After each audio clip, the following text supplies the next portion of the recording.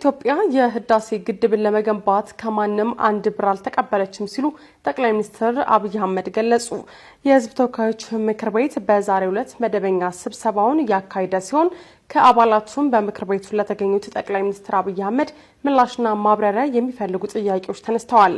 የምክር ቤቱ አባል አምባሳደር ዲና ሙፍቲ ብሔራዊ ጥቅማችን ከስልጣንና ከቡድን ጥቅም ጋር መተሳሰሩ ለሀገር ስጋት ሆኗል፣ አንዱ እንደ ድል የሚያዩን ሌላው እንደ ስጋት የሚቆጥርበት አስከፊ መከፋፈል ውስጥ እንገኛለን ሲሉ አንስተዋል። በመሆኑም ብሔራዊ ጥቅሞቻችንን ለይተን በአንድነት እንድንቆም ለማድረግም መንግስት ምን እየሰራ ነው ሲሉም ጠይቀዋል። የአማራ ብሔራዊ ንቅናቄ አብን የፓርላማ ተመራጭ የሆኑት ዶክተር አበባው ደሳለው በበኩላቸው የሰላም እጦት በዋነኝነት ግጭት ባለባቸው በአማራ፣ በኦሮሚያ፣ ትግራይና ጋምቤላ ይስተዋላል ብለዋል።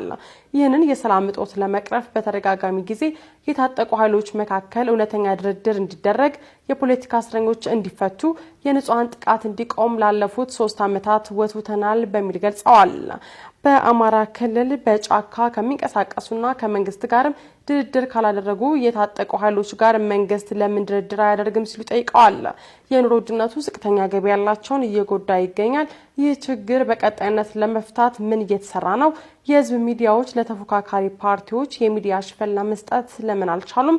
መንግስት ለተፎካካሪ ፓርቲዎች እኩል ሜዳ ለመፍጠር ምን እየሰራ ነው? የሚሉና መሰል ጥያቄዎች ከምክር ቤት አባላቱ ተነስተዋል። ከአባላቱ ለተነሱላቸው ጥያቄዎች ምላሽና ማብራሪያ የሰጡት ጠቅላይ ሚኒስትር አብይ አህመድም የህዳሴ ግድብን ያለምንም ብድርና እርዳታ በኢትዮጵያውያን አቅም ሰርተናል ሲሉ ገልጸዋል። ህዳሴን በሚመለከትም ኢትዮጵያ አንድም ብር ከማንም አልወሰደችም ሲሉም ተናግረዋል። የአሜሪካው ፕሬዝዳንት ዶናልድ ትራምፕ ሀገራቸው የህዳሴ ግድብን ግንባታ መሸፈኗን መናገራቸው ይታወሳል። ጠቅላይ ሚኒስትር አብይ ፕሮጀክቶች ቆመዋል በሚል ለተነሳላቸው ጥያቄ በሰጡት ምላሽም በአፍሪካ ትልቁ አየር መንገድ፣ በአፍሪካ 3ኛው የኮይሻ የኃይል ማመንጫ፣ የማዳበሪያ ፋብሪካ፣ የጋዝ ሪፋይነሪና ሌሎች ፕሮጀክቶች እየተሰሩ ነው ብለዋል። ክቡራትና ክቡራን፣ ህዳሴን ካለ አንድ ብር እርዳታ ካለ አንድ ብር ብድር ያሳካ መንግስትና ህዝብ ፕሮጀክት አይሰራም ሊባልማ አይችልም። ግፍ ነው።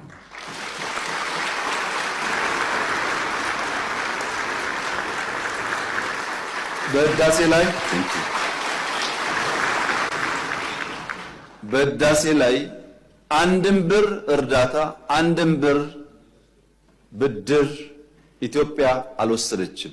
በጀግኖች